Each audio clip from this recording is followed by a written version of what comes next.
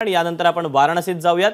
पंतप्रधान नरेंद्र मोदी हे उमेदवारी अर्ज दाखल केल्यानंतर आता बाहेर आलेले आहेत। देख सकते हैं ये सीधी तस्वीरें, एक पूरा ग्रुप एनडीए का पूरा ग्रुप जो नरेंद्र मोदी के समर्थन में नामांकन के बाद बाहर निकल रहा है। यही ताकत है एनडीए की, यही ताकत है।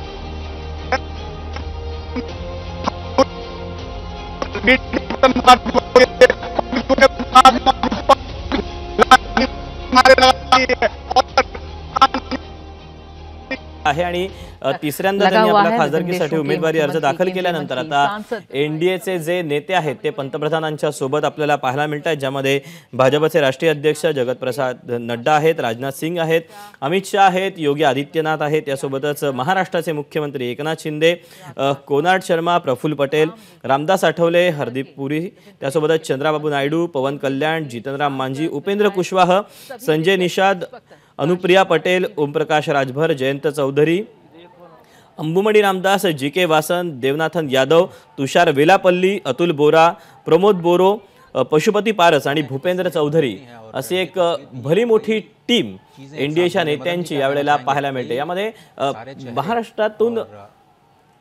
महाराष्ट्राचे मुख्यमंत्री एकनाथ शिंदे, त्यासोबतच रामदास आठवले हे देखील पंतप्रधान नरेंद्र मोदींचा उमेदवारी अर्ज दाखल करताना वाराणसीमध्ये पोहोचलेले होते। त्यासोबतच प्रफुल्ल पटेल हे देखील यावेळेला पाहायला मिळतात। त्यामुळे एनडीएचे जे प्रमुख नेते आहेत त्यावेळेला पंतप्रधान नरेंद्र मोदींचा उमेदवारी अर्ज दाखल करण्यासाठी पोहोचलेले आहेत। काही वेळापूर्वीच पंतप्रधान नरेंद्र मोदींनी आपला उमेदवारी अर्ज दाखल केला आणि वाराणसीतून तिसऱ्यांदा मोदींना उमेदवारी पक्षाकडून जाहीर झालेली आहे। हा उमेदवारी अर्ज भरण्या अगोदर पंतप्रधान नरेंद्र मोदी यांनी गंगेचं पूजन केलं, त्यानंतर कालभैरवाची आरती केली आणि त्यानंतर ते उत्तर प्रदेशचे मुख्यमंत्री योगी आदित्यनाथ यांच्या समवेत आणि जे सूचक आणि प्रस्ताविक जे लागतात या सगळ्या मंडळींसह कार्यालयामध्ये पोहोचलेले होते आपला उमेदवारी अर्ज दाखल करण्यापूर्वी।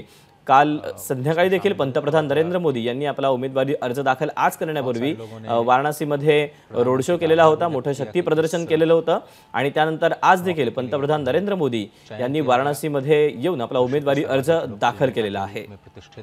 प्रधानमंत्री मोदी के नामांकन अधिकचे अपडेट जाणून घ्या तर सोमेश कोलगे आपल्या सोबत आहे। सोमेश, पंतप्रधानांनी अर्ज दाखल केलेला आणि एनडीएचे प्रमुख नेते सुद्धा पंतप्रधानांच्या सोबत पाहायला मिळतात। एक भली मोठी टीम नेत्यांची पंतप्रधानांच्या सोबत पाहायला मिळते। लोकसभा उमेदवारी अर्जात पंतप्रधान नरेंद्र सोबत अर्ज भरायला आले होते आणि एनडीएच्या नेत्यांसोबत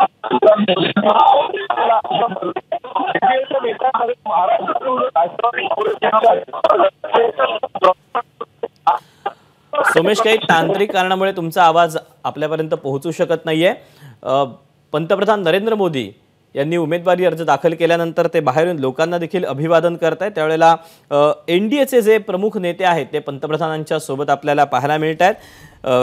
जगत प्रसाद नड्डा असतील, राजनाथ सिंह असतील, अमित शाह असतील, उत्तर प्रदेशचे मुख्यमंत्री योगी आदित्यनाथ असतील, महाराष्ट्राचे मुख्यमंत्री एकनाथ शिंदे देखील यावेळेला त्यांच्या सोबत आपल्याला पाहायला मिळतात। प्रफुल्ल पटेल देखील आहेत, रामदास आठवले देखील आहेत, हरदीप पुरी आहेत, चंद्राबाबू नायडू सुद्धा पंतप्रधानांच्या सोबत पाहायला मिळतात, तर जीतनराम मांझी आहेत, उपेंद्र कुशवाह आहेत, संजय निषाद आहेत, अनुप्रिया पटेल देखील आहेत। हे असे सगळे प्रमुख एनडीएचे जे नेते आहेत, जे घटक पक्षांचे नेते आहेत ते देखील पंतप्रधानांचा उमेदवारी अर्ज दाखल करण्यासाठी वाराणसीमध्ये पोहोचलेले आहेत। मोदींकडून वाराणसीमध्ये उमेदवारी अर्ज दाखल करण्यात आलेला आहे। काही वेळापूर्वीच पंतप्रधानांनी आपला उमेदवारी अर्ज दाखल केला आणि काल संध्याकाळी त्यांनी शक्ती प्रदर्शन देखील केलेलं होतं। त्यामुळे आता यंदा भाजपचा जो नारा आहे अब की बार 400 पार, हे सगळं पार करण्यामध्ये भाजपला यश येतं का, हे आता निवडणुकींचे टप्पे पार पडल्यानंतर निकालाच्या दिवशी समजणार आहे। एबीपी माझा, उघडा डोळे बघा नीट।